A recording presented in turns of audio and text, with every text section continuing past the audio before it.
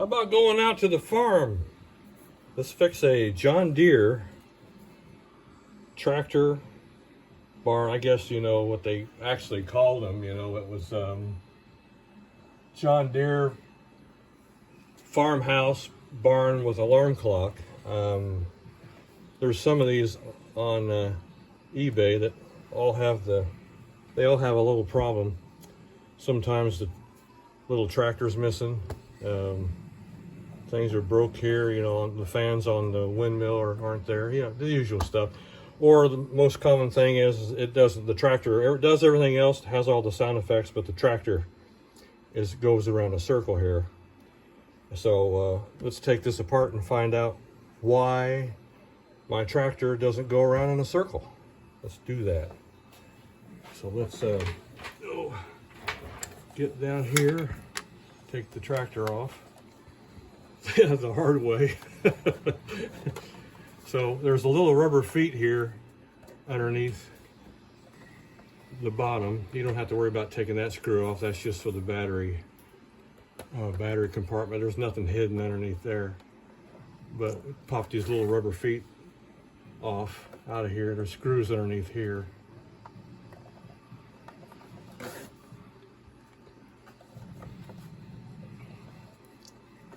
They're little foam pieces.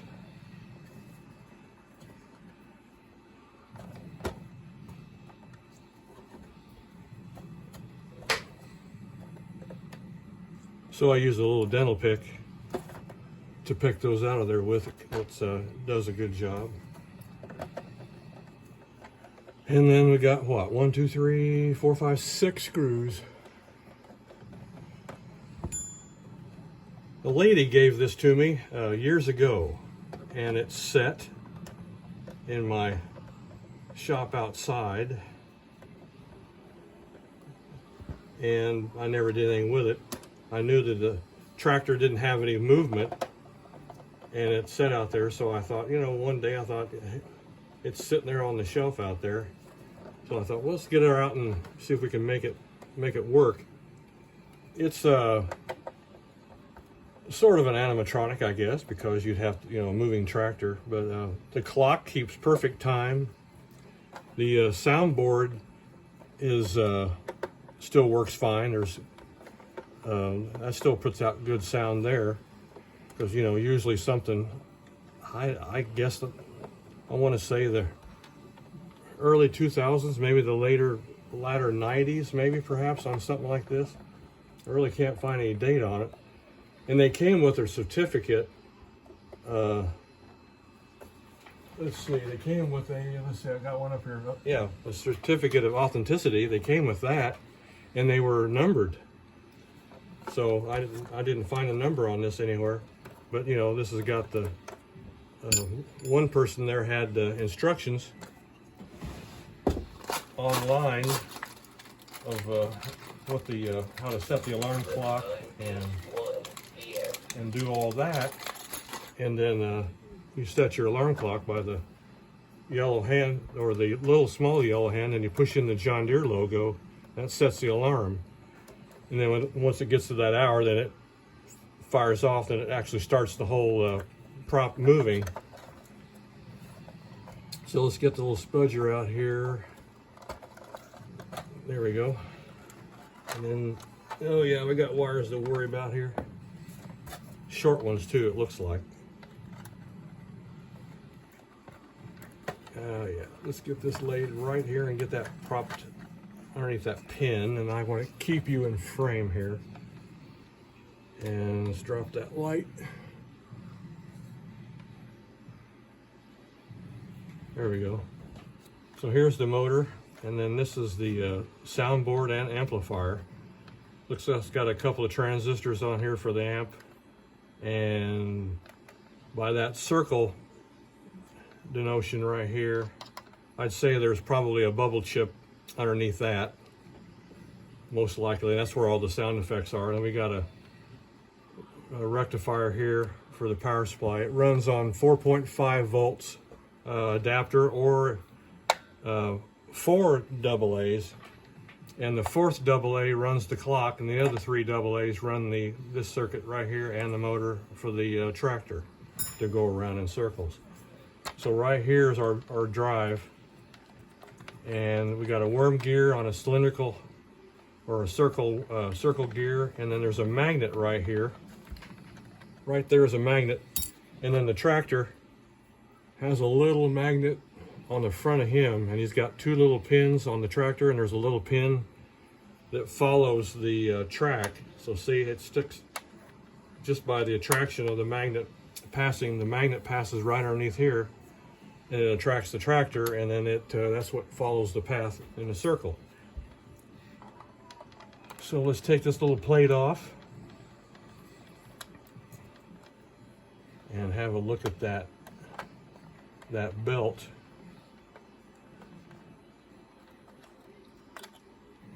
Because I can't spin the motor yet. I can't, well I can, but I can't, yeah, it looks like it's free. And while I'm here, I want to oil that motor too. It was sounding a little rough when it was, well, earlier when I tried it, it didn't run at all, but then when it did kick up, it sounded a little rough. So, all right, so here's our motor and our little belt, and that one's going to be, yeah, the one I had, this one I had picked out is going to be a little bit too big. So I got some other little belts over here to try. I got some small ones here. We'll see once we put that back together which one will work here.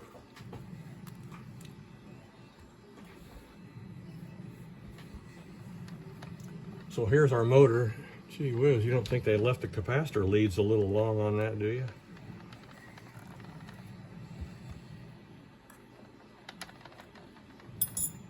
Well, that's a nice little touch. They put a little piece of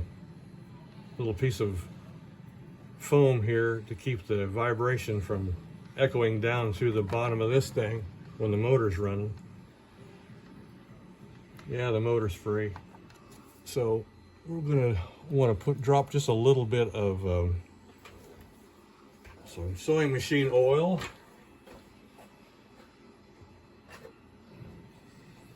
I'll use a can of Singer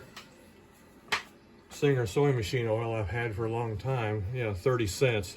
What can you buy for 30 cents now? Not very much. So my little trick, you know, I don't want to even put one drop. That would be too much. So I use a toothpick, and I'll put just a little bit. Keep that there. I don't want to get my bench all messed up. We'll put a little drop on the end of the toothpick, just a little bit right there, like that. So you see that little, I don't know if you can even see it, little drop of oil right there on the end of that toothpick, and then I can take the motor and then I can drop it. And that sharp point, see, I can steer that right to where it needs to be. So instantly that drew it right in there, and then just take off some of the excess. And then doing that for the front one, this is why the toothpick comes in handy, or something sharp, because those pulleys and the gears on most of this stuff they're pretty they're pressed on there but good. They are on there. So if you don't have to mess with them, don't, because you know, if they're cracked, yes, you have no choice but to replace the pulley or the gear. But if they're fine, that's good. Leave them alone. Don't be pulling it on and off there. You could take a chance of breaking it. So now we've got a little bead right there, and I can go right down here and touch that and work that right along this front of that bearing. And then that oil will drop in there on that little motor. Yeah, because that little motor sounds good and free. Make sure I don't disturb my little piece of foam there. Push that back down, and then wipe off my oil can. This actually was my mother's sewing machine oil from, oh gosh, I was probably even a young kid when she had this. So it's been around a while. And there's tons of oil. It's probably over half full, but you don't use but just a drop, you know. And sometimes on the old Singer sewing machine, if she got a little too clackety, I guess you would silence it up with a little machine oil. So, okay, so it's a worm gear situation here. We go from a pulley to a pulley. The worm gear then runs this smaller round gear here, and then it's got a it's kind of like a crown gear in a way. It runs this. There's an upper gear here you can't see, but then it runs this whole turntable section right here. It runs this whole turntable around, and of course that's with the magnet on there. And then you got your speaker, you got your battery compartment, you got a couple more gears here as followers that are keeping that that track and follow there. Screw there was a little loose.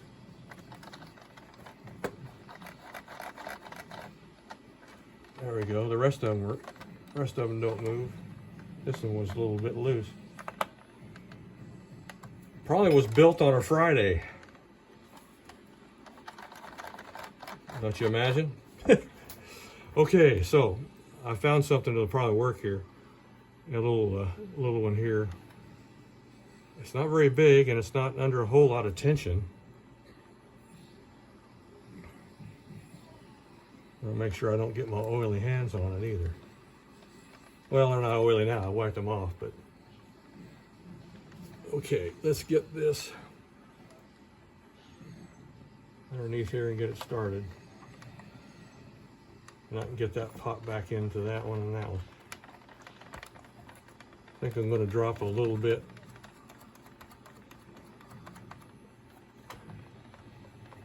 There we go. I think I'll do a little oil trick on that too while we're having it apart. Put just a little bit right there on those two little shafts, end points. We'll drop a little drop on here again.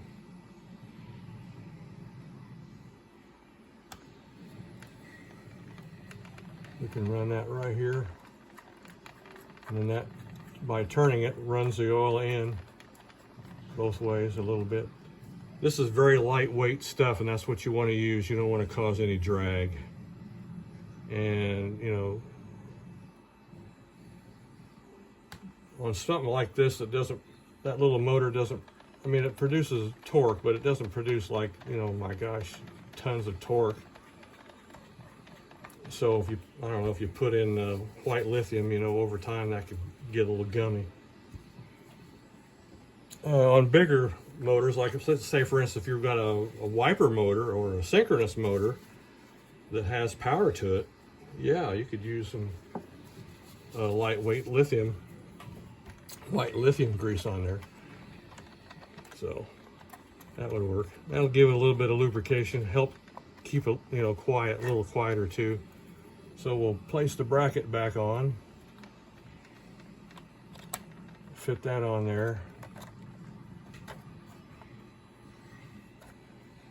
and we'll put the bracket back in here.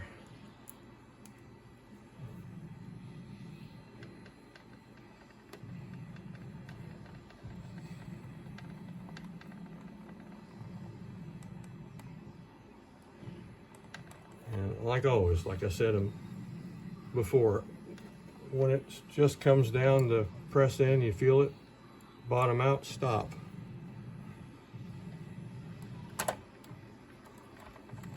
And you can always tell when you get right back into the same thread, and we're not pinching any wires there. You can always tell when you get back in the same thread, the screw will go in with absolutely no effort. It'll just go right back in. And to do that, to help precipitate that, is to back the screw out just a little bit until you hear that pop. When that screw hops like that, it's in the thread, and then you can just screw it right in. And then once that hits the bottom, then stop.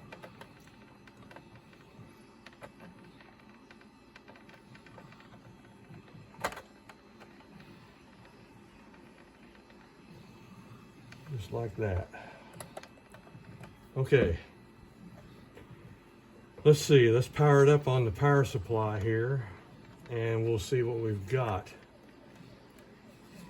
So there's I've got an actual power adapter.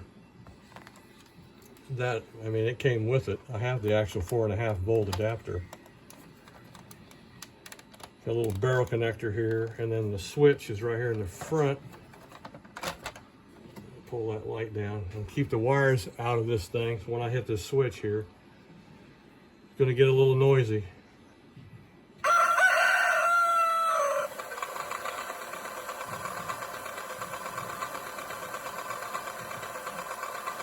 Okay, looks good. Now we can put it back together.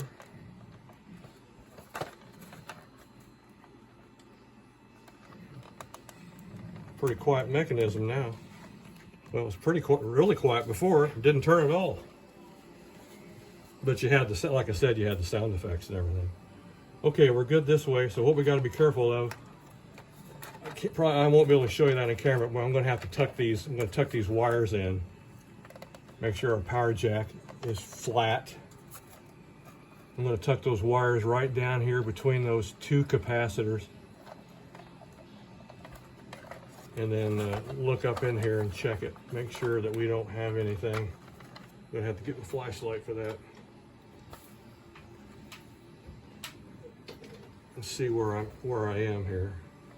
Yep, that'll do it. That'll be completely out of the way from everything. Because you don't want those getting tied up in that ring gear, because as delicate as those wires are, it would rip those right out of there. Okay, that went right back down on like it was supposed to. Went back on there like it was made to fit. All right. Okay, so now we can put the screws back in and put the little foam feet back on.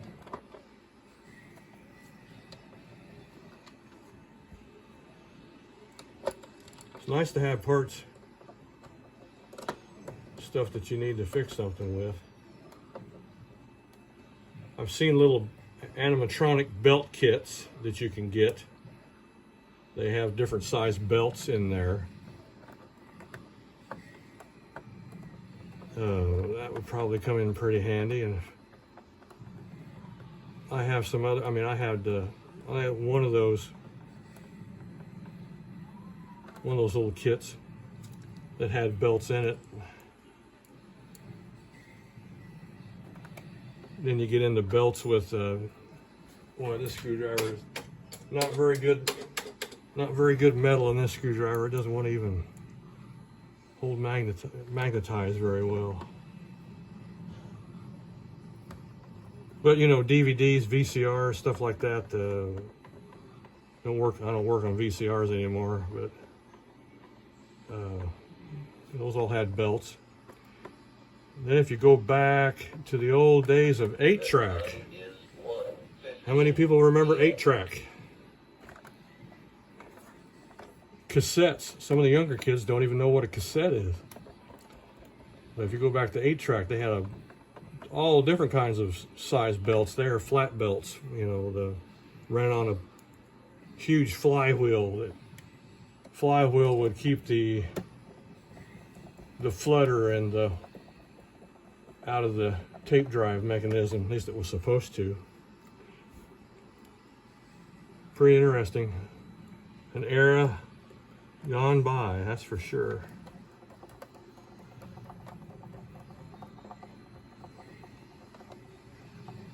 Okay, that one's good, that one's good. That one's there. That one, and that one.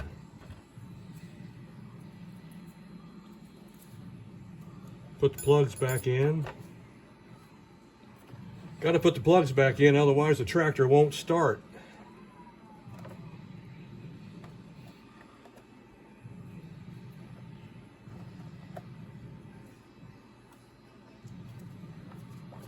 Okay, now we turn him back over. We can put Farmer Brown here back on his tractor. Farmer Joe,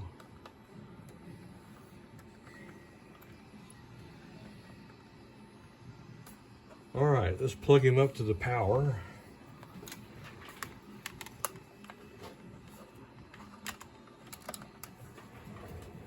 So there you see the clock. Clock turns on right away. See that? All right, and then we'll turn off the alarm. I don't want that going on. Okay, here we go.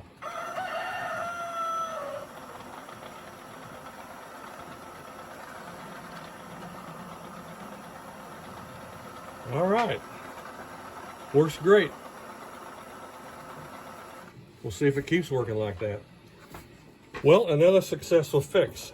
As always, thank you for watching my videos, much appreciated. And we will come at you later.